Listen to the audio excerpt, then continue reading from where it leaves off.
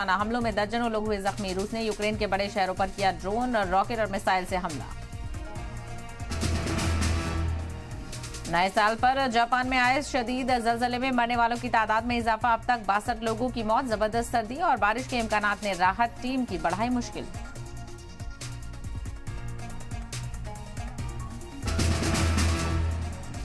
America का साबिक सदर डोनाल्ड ट्रंप ने की वोटिंग रोकने वाले फैसले के खिलाफ अपील। 6 जनवरी 2021 को यूएस कैपिटल पर हुए हमले में उनकी शमूलियत की वजह से रोकी गई थी वोटिंग। इलेक्शन लड़ने की भी कर सकते हैं अपील।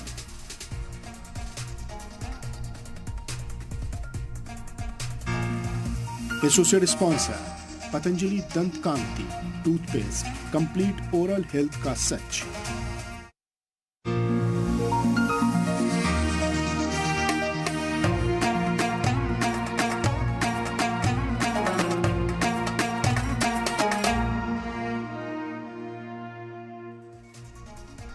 आदाब, सलाम टीवी देख रहे हैं आप। मैं हूं आपके साथ सहबा अली सैफी। खलीज न्यूज में आप सभी का इस्तकबाल। हमास के खिलाफ इजरायल की जंग अब लेबनान तक पहुंच गई है। लेबनान में हमास और सिक्योरिटी अफसरान के मुताबिक इजरायली हमले में हमास के डिप्टी कमांडर सालेह अल अरौरी की जान चली गई है। रिपोर्ट्स के मुताबिक सालेह अल अरौरी को उनके बॉडीगार्ड्स के साथ निशाना बनाया गया। लेबनान की न्यूज एजेंसी ने दावा किया है कि इजरायली ड्रोन ने मंगल की रात दहिया में हमास दफ्तर पर हमला किया, जिसमें कुल 7 लोग मारे गए। इसमें सालेह अल अरौरी के साथ डॉक्टर समेत दीगर लोग भी शामिल हैं, जिनकी शिनाख्त नहीं हो पाई है। लेबनान के कारगुजार वज़ीर आज़म नजीब मिकाती ने दावा किया है कि हमास के डिप्टी लीडर का कत्ल इजरायल ने किया है और उन्होंने इसे इजरायली जुर्म बताया है। पीएम ने कहा कि ये लेबनान को जंग में खींचने की कोशिश है। ये हमला फलस्तीनी इलाकों के बाहर हमास के किसी अफसर का पहला कत्ल है। वहीं इजरायल ने अरूरी की मौत पर कुछ भी बोलने से इनकार कर दिया है। हालांकि इजरायली आर्मी के तर्जुमान डैनियल हंगरी ने इतना जरूर कहा है कि उनकी फौज इसके बाद किसी भी हालात से निपटने के लिए पूरी तरह से तैयार है। हमास ने इस वाक़े को दहशतगर्दाना करतूत करार दिया है। इसी बीच Hezbollah leader Sayyed Hassan Nasrallah ने लेबनान में फलस्तीनी अफसरान को निशाना बनाए जाने के खिलाफ जवाबी कार्रवाई करने की कसम खाई है। उन्होंने इंतबा दिया है कि अरौरी के कातिलों को सजा मिलेगी, इस जुर्म को बख्शा नहीं जाएगा। ईरान ने कहा है कि कत्ल के इजरायल के खिलाफ लड़ाई और तेज हो जाएगी, जबकि यमन के हूती तहरीक ने अपना खराज जाहिर किया है। इस दौरान फ्रांस के सदर इमैनुअल मैक्रों ने इजरायल से कशीदगी से बचने की अपील की है। मैक्रों ने इजरायली वजीर और वॉर कैबिनेट मेंबर बेनी गांट्ज के साथ टेलीफोन पर बात की और कहा कि खासतौर से लेबनान में किसी भी कशीदगी को बढ़ाने वाले रवैये से बचना जरूरी है। तो एक तरफ हमास के साथ मुकाबला देखने को मिल रहा है, तो दूसरी तरफ ये जो लेबनान की तरफ ये रुख होता हुआ जंग का नजर आ रहा है। और यहाँ से जो कमांडर हैं, डिप्टी कमांडर की जहाँ मौत के बाद कशीदगी को लेकर इम्कान जाहिर किया जा रहा है और यहाँ तक कि यूएन ने भी इस मामले को लेकर तमाम तर ममालिक से तहम्मुल बरतने की अपील की है। लेकिन अब ये कितना अहम हो जाता है आगे, किस तरह के इशारे इस जंग के देखने को मिलेंगे, इस पर नजर रहेगी।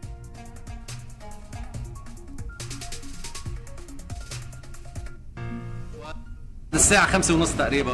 At about 5:30, we heard the sound of an explosion, then another explosion, followed by a third explosion a few seconds later. The smoke was rising heavily. The explosion shook our office. צה"ל נמצא. The IDF is in a very high state of readiness in all arenas. צה"ל נמצא. The IDF is in a very high state of readiness in all arenas, in defense and offense. We are highly prepared for any scenario. לכל תרחיש.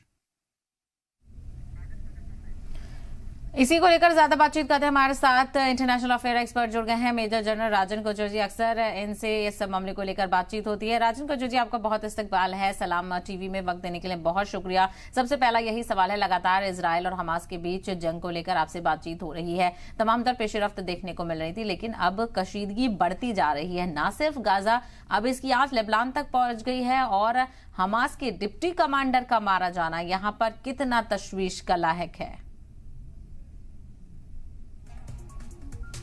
Rajan ji कर रहे थे, हम पहले से इस चीज की बात कर रहे थे कि हमास का खात्मा तब नहीं हो सकता है, तब तक नहीं हो सकता है जब तक उनकी पॉलिटिकल लीडरशिप को खत्म किया जाए। बिकॉज मिलिट्री लीडरशिप को जो भी डायरेक्शंस हैं वो वहां से आती है और जो भी रिलेशंस हैं इनके ईरान के साथ या और देशों के साथ, वो ये पॉलिटिकल लीडरशिप ही बातचीत में होती है और वही इसको नजर अंजाम करती है। तो इसलिए हम एक्सपेक्ट कर रहे थे कि मोसाद और शिन बेट दोनों ये एजेंसीज लगी हुई थी इस काम में कि इनको ट्रैक करने के लिए कि कैसे इनको टारगेट किया जाए, बिकॉज ये जितने भी लीडर्स हैं ये आज इजराइल में नहीं है, ना ही गाजा में है। इंफॉर्मेशन के हिसाब से या तो कतार में है या तो लेबनान में है, और एक खबर और भी आई है कि कुछ रशिया में भी पहुंच चुके हैं। तो अगर इनको इन देशों में टारगेट करना है तो बड़ा एक इंटेलिजेंस ऑपरेशन, बड़ी केयरफुली प्लान ऑपरेशन करना पड़ेगा। और इजराइल के पास टेक्नोलॉजी है, जैसे कि अभी ड्रोन स्ट्राइक किया गया है, ये इनके जो डिप्टी कमांडर हैं ये 15 साल इजराइल में जेल में रहे थे पहले, और जो इनकी अल कासिम ब्रिगेड है ये इनके फाउंडर थे 1991 में। अल कासिम ब्रिगेड को इन लोगों ने इसको एक मिलिटेंट जो इनका ग्रुप है, आज अल कासिम ब्रिगेड ही इतनी अच्छी तरीके से लड़ाई कर रही है इनके साथ। तो आप समझ सकते हैं कि जिस प्रकार से ये लोग ईरान से बातचीत करके, और जो ईरान के रिपब्लिकन गार्ड हैं उनसे ये ट्रेनिंग्स करवाई गई है। इनकी लेबनान में भी हुई है ट्रेनिंग, सीरिया में भी हुई है ट्रेनिंग, और इसीलिए आज हम देख रहे हैं कि हमास के फाइटर्स इतना अच्छा लड़ पा रहे हैं। तो ये सारा पॉलिटिकल लीडरशिप का रोल होता है, और इसीलिए हम ये इसी के ऊपर हम अपना डिस्कशन कर रहे थे कि कब ये टाइम आएगा जब इनकी पॉलिटिकल लीडरशिप को टारगेट किया जाएगा। और दूसरी बात है कि जो स्टेटमेंट्स आ रही है हिजबुल्लाह की अभी कि हम इसको एस्केलेट करेंगे, तो मुझे डर है कि लड़ाई और एस्केलेट होगी, बिकॉज ये एक मेजर स्ट्राइक है आईडीएफ की और मोसाद की मिलके स्ट्राइक है। तो अभी आने वाले वक्त में मुझे ऐसा लगता है, क्योंकि अभी तक ये खाली लेबनान बॉर्डर के 4 किलोमीटर तक ये सीमित है लड़ाई। मींस जो भी इजराइल स्ट्राइक जो कर रहा है या हिजबुल्लाह का स्ट्राइक आ रहा है इजराइल पे, वो बॉर्डर के 4 किलोमीटर तक ही सीमित है। तो अभी ये और एक्सपैंड होने की मुझे इंडिकेशन लग रही है, बिकॉज जिस तरीके के स्टेटमेंट है ये लोग चुप नहीं बैठेंगे, इसका रिटेलिएशन जरूर होगा आने वाले वक्त। बिल्कुल रिटेलिएशन यहाँ पर होगा, क्योंकि अब रिएक्शन भी आने शुरू हो गए हैं। और हालांकि हिजबुल्लाह की तरफ से भी लगातार हमास की हिमायत में हमले किए जा रहे थे, लेकिन अब ये भी कहा जा रहा है कि इजराइल लेबनान को इस जंग में खींचने की कोशिश कर रहा है और जिसका नतीजा भी यहाँ पर बुरा होगा। तो क्या इस जंग के तवील और होने के इशारा इसको समझा जाए? देखिए, अभी तो बहुत अर्ली होगा अगर हम इसके ऊपर कोई कंक्लूजन ले लें, बिकॉज अभी इसको यूनाइटेड स्टेट्स का भी रुख देखना पड़ेगा, और क्या प्रेशर यूनाइटेड स्टेट्स लेबनान के ऊपर लगा सकता है कि इस चीज एस्केलेट ना किया जाए। बिकॉज ये इंटरेस्ट में नहीं है यूनाइटेड स्टेट्स के कि लेबनान का जो फ्रंट है उसको लाइव किया जाए या उसको एक्सटेंड किया जाए। आपको याद होगा कि जब इसको लेबनान के साथ लड़ाई हुई थी, इजराइल की एक फुल फ्लेजेड वॉर थी, वो काफी दिनों तक चली थी, उसमें काफी नुकसान हुआ था इजराइल डिफेंस फोर्सेस का। तो वो कोई इतनी ब्रेक थ्रू इजराइल को नहीं मिला था उस लड़ाई में। तो इसलिए हम ये मान के चलते हैं कि अभी थोड़ा प्रीमेच्योर होगा इसके ऊपर डिसाइड करना। अभी हम देखते हैं कि यूनाइटेड स्टेट्स का क्या रुख होता है, कैसे इन्फ्लुएंस वो कर सकता है लेबनान को। और ये जो इजराइल ने अभी स्ट्राइक किया है ये यहाँ तक सीमित नहीं रहने वाला है, बिकॉज अभी जो कतार में भी उनके लीडर्स छुपे हुए हैं और बाकी जगह भी है, वहां पर भी टारगेट्स हो सकते हैं। तो मैं ये मानता हूँ कि ये शुरुआत है, बिकॉज अगर नेतन्याहू ने एक स्टेटमेंट दिया है कि हम हमास का खात्मा करेंगे, तो ये जो स्ट्रेटेजी उस तरफ हमको लेके जा रही है। और बिकॉज अभी उन लोगों ने रियलाइज किया है कि इसका मिलिटेंट ग्रुप को खत्म करना मुश्किल है, इसको पॉलिटिकल ग्रुप को भी टारगेट करना बहुत ही जरूरी है। बिल्कुल, कहीं ना कहीं, लेकिन जिस तरह से देखा जाए कि अब जंग को लेकर और रिएक्शन यहाँ पर सामने आ रहे हैं। इजराइल हालांकि इस मौत से इनकार कर रहा है, लेकिन अब ईरान की तरफ से भी रिएक्शन आया है, क्योंकि ईरान ने लगातार हमास और फलस्तीनियों की हिमायत में खड़ा हुआ नजर आ रहा है। ईरान कह रहा है कि इजराइल ने जिस तरह से ये हरकत की है उसके बाद जंग में और तेजी आएगी, यानी कहीं ना कहीं ईरान और इजराइल के रिश्ते भी यहाँ पर लगातार खराब होते हुए नजर आ रहे हैं।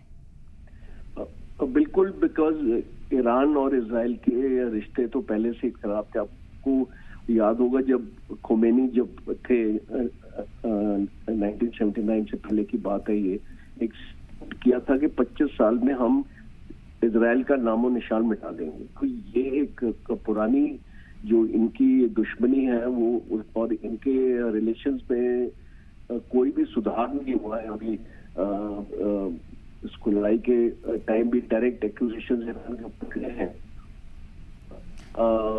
अमेरिका के साथ जो अमेरिका कोशिश कर रहा था डील साइन कराने के लिए, वो भी नहीं हो पाया है। और चाइना का ईरान और सऊदी अरेबिया के बीच में जैसे कि रिश्ते इम्प्रूव हुए हैं, तो चाइना भी मिडिल ईस्ट में उतर चुका है। तो ये सारी चीजें देखते हुए इसको मुझे नहीं लगता है कि ईरान और इजराइल के रिश्ते बेहतर होंगे, और बल्कि जो ऐसे जो अपने इजराइल अपना स्ट्राइक्स करेगा तो और भी खराब हो सकते हैं, और आने वाले वक्त में एक रीजनल कॉन्फ्लिक्ट का भी इसकी पॉसिबिलिटी हमेशा नहीं रहेगी। और साथ ही साथ आखिरी सवाल राजन जी, जिस तरह से और भी ममालिक की यहाँ पर रिएक्शन सामने आ रहे हैं, यहाँ तक कि इमैनुअल मैक्रो ने तो इजराइल से बातचीत भी की है कि वो लेबनान के साथ किसी भी कशीदगी में आगे ना बढ़े, यानी कहीं ना कहीं इजराइल की तरफ से ये जो कार्रवाई देखने को मिली है इससे तमाम तर ममालिक भी फिक्रमंद नजर आ रहे हैं। ये बात आपकी सही है, बट एक इजराइल से भी स्टेटमेंट आई है कि और जो से भी स्टेटमेंट आई है कि इसको आप लेबनान के ऊपर हमला मत समझिए, ये एक सर्जिकल स्ट्राइक है। एक सर्जिकल स्ट्राइक है एक हमास के लीडर के और उनका जो ऑफिस है वहां पे लेबनान में, उसके ऊपर स्ट्राइक की गई है। तो ये एक लेबनान के ऊपर हमला नहीं है। तो ये इस पॉइंट को ये लोग आगे लेके जा रहे हैं कि ये इसको लेबनान को नहीं समझना चाहिए कि हमने लेबनान के ऊपर स्ट्राइक किया, उनके स्टेट के ऊपर स्ट्राइक किया, हमने खाली हमास की जो लीडरशिप लेबनान में है हमने उसके ऊपर स्ट्राइक किया। तो ये मुझे लगता है कि यही स्टैंड लेके और यही स्ट्रेटजी लेके आगे इसको बढ़ेंगे, और इसका जो एस्केलेशन है, जो जैसे कि फ्रांस के प्रेसिडेंट का भी प्रेशर है, तो इसको मुझे ऐसे लगता है कि इसका एस्केलेशन इतना नहीं होगा। बिल्कुल, ऐसे में देखना बेहद अहम होगा कि आगे इस जंग में क्या कुछ पेशरफ्त सामने आती है। राजन जी, आपका बहुत शुक्रिया तफसील से बातचीत करने के लिए, अपना कीमती वक्त देने के लिए। वहीं दूसरी तरफ हमास के डिप्टी कमांडर सालेह अल अरौरी के कत्ल के बाद एहतजाजी मुजाहरे का सिलसिला भी शुरू हो गया है। कत्ल की मुखालफत करते हुए वेस्ट बैंक में मुजाहरे किए गए हैं। हजारों फलस्तीनियों ने रमल्ला, जेनिन और हेब्रोन की सड़कों पर एहतजाजी मार्च निकाला। साथ ही हम आपके नक्शे कदम पर चलेंगे जैसे नारे लगाए गए। हमास ने कहा कि कत्ल से उसकी शिकस्त नहीं होगी। अरौरी की बहन उम कुतुबैया भी वेस्ट बैंक में एहतजाजी मुजाहरे में शामिल हुई। उन्होंने कहा कि फलस्तीनियों के लिए अरौरी का ताउन आने वाले कई बरसों तक याद रखा जाएगा और उनके भाई का असर मजबूत लीडरान को पैदा करने के लिए मौका देगा। उन्होंने पूरे वेस्ट बैंक के अहम शहरों में एहतजाजी मुजाहरे और तेज करने की अपील की है। इजराइल ने अभी तक अल अरौरी पर हमले के लिए किसी भी जिम्मेदारी की तस्दीक नहीं की है। हमास के अफसरान ने दावा किया था कि अरौरी जंगबंदी और बंदूकों की रिहाई को लेकर चल रही बातचीत के सेंटर में थे। तो आपको बताते चले, हमास के डिप्टी कमांडर फातेह अल अरौरी के कत्ल को लेकर काफ़ी कशीदगी देखने को मिल रही है और इसको लेकर एहतजाज भी बड़े पैमाने पर किया जा रहा है। तो अब ऐसे में देखना यह बेहद अहम होगा कि क्या कुछ इसके बाद पेशरफ्त सामने आएगी। डिप्टी कमांडर सालेह अल अरौरी की मौत यहाँ पर हुई हमले में और इसको लेकर इजराइल की तरफ से भी अभी कोई वजाहत नहीं की गई है।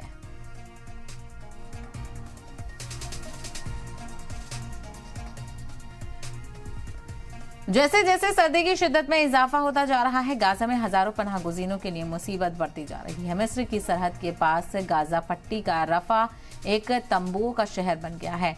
इजराइल के तेज होते हमलों से जान बचाकर भाग रहे हजारों फलस्तीनी महफूज मकामात तलाश रहे हैं, लेकिन तादाद ज्यादा होने की वजह से लोगों ने सड़कों के किनारे तंबू लगा लिए हैं। हजारों लोग गाजा पट्टी से अलग इजरायली आर्मी की तरफ से बनाए गए महफूज मकामात में पनाह लिए हुए हैं। पनाह गुज़ीनों की तादाद इतनी ज्यादा है कि यूएन ने इंतबाह जाहिर किया है कि इससे वेस्ट एशिया में एक इजाफ पनाहगाह बन सकता है। ये हालात और ज्यादा बदतर हो सकते हैं क्योंकि वर्ल्ड फूड प्रोग्राम ने कहा है कि गाजा पट्टी में उनका जखीरा खत्म होने की कगार पर है। इजरायली बमबारी शुरू होने के बाद से लगभग 1.9 मिलियन लोग बेघर हो गए हैं और कई लोग चाहते हैं कि वो जल्द अज जल्द घर लौट जाएं। गाजा के लोगों को शदीद ठंड का सामना करना पड़ रहा है क्योंकि वो जंगी हालात में खाना पानी या बिना कंबल के रहने को मजबूर हैं। वहीं तबाह हो चुकी इमारतों के मलबे से लकड़ी भी खत्म हो गई है, जिसके बाद अब लोग कपड़े और प्लास्टिक जलाने को मजबूर हो गए हैं। तो हालात बेहद ही कशीदा और अफसोसनाक बने हुए हैं। शदीद सर्दी देखने को मिल रही है और जंग है कि वो रुकने का नाम ही नहीं ले रही है। भूखमरी, बीमारियां और सर्दी की वजह से लोगों की जिंदगी मुश्किल में है।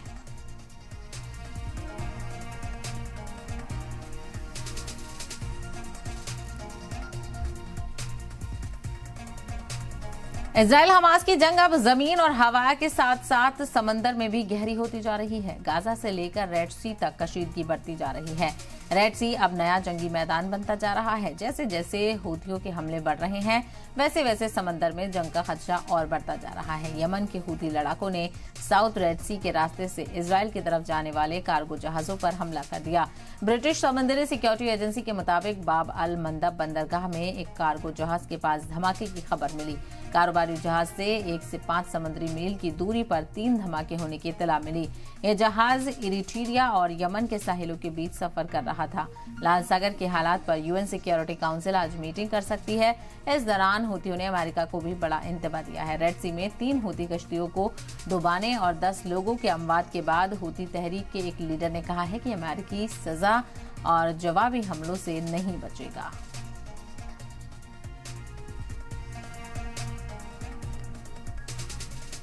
तुर्की ने इजराइल की तरफ से जासूसी करने के इल्जाम में 33 लोगों को हिरासत में लिया है। इस्तांबुल और 8 दूसरे सूबों में छापेमारी के बाद मुश्तबा लोगों को पकड़ा गया है। तुर्की का इल्जाम है कि ये लोग तुर्की में रहने वाले गैर मुल्की शहरियों पर हमला करने और उनको अगवा करने के मंसूबे बना रहे थे।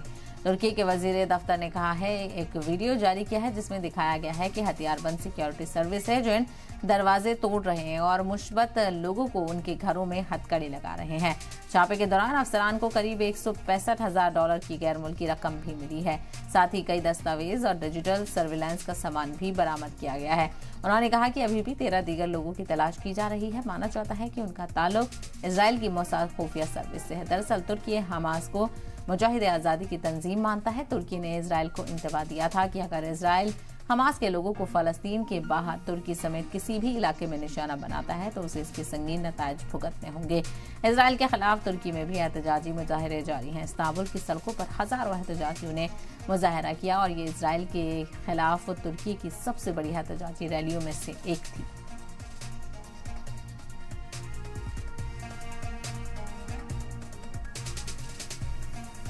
ईरान की जेल में 15 महीने तक बंद रहने के बाद आखिरकार Spanish football fan Santiago Sanchez Cogedor की रिहाई हो गई है। कोगोडोर पर ईरान में जासूसी का इल्जाम था। मैड्रिड में ईरानी सिफारत खाने के नए साल से कबल शाम पर कोगोडोर की रिहाई का ऐलान किया गया। स्पेनिश शहरी सैंटियागो सांचेज कोगोडोर अक्टूबर 2022 में ईरान में उस वक्त गिरफ्तार किया गया था जब वो महसा आमिनी के कब्र के आसपास उसकी तस्वीरें ले रहा था। अपनी रिहाई के बाद कोगोडोर ने मीडिया से बात करते हुए कहा कि वो काफी वक्त से ईरान से अपनी रिहाई को लेकर कोशिश कर रहा था, जिसके बाद स्पेन से सफीर ने उनकी बहुत मदद की और इस रिहाई को मुमकिन बनाया। कोगोडोर के बारे में आखिरी बार अक्टूबर 2022 की शुरुआत में सुना गया था जब उसने अपने दोस्तों के साथ इराक ईरान सरहद पर पहुंचकर अपनी एक तस्वीर सोशल साइट पर शेयर की थी। हालांकि कोगोडोर की गिरफ्तारी को लेकर ईरान में भी काफी एहतजाजी मुजाहरे हुए थे। स्पेन के सफीर का कहना है कि दोनों ममालिक के बीच खुशनुमा और तारीखी रिश्तों की वजह से यह रिहाई मुमकिन हो पाई है, जिसके लिए ईरान के कानून का पूरी तरह से अमल किया गया। 15 months with a possible death sentence, eating my fingers with many things. but I keep that to myself, because keeping hatred and resentment is not good. I have realized that in life, you have to unlearn many things. Khaleej news में फिलहाल इतना ही। दे इजाजत, आप देखते रहें सलाम TV.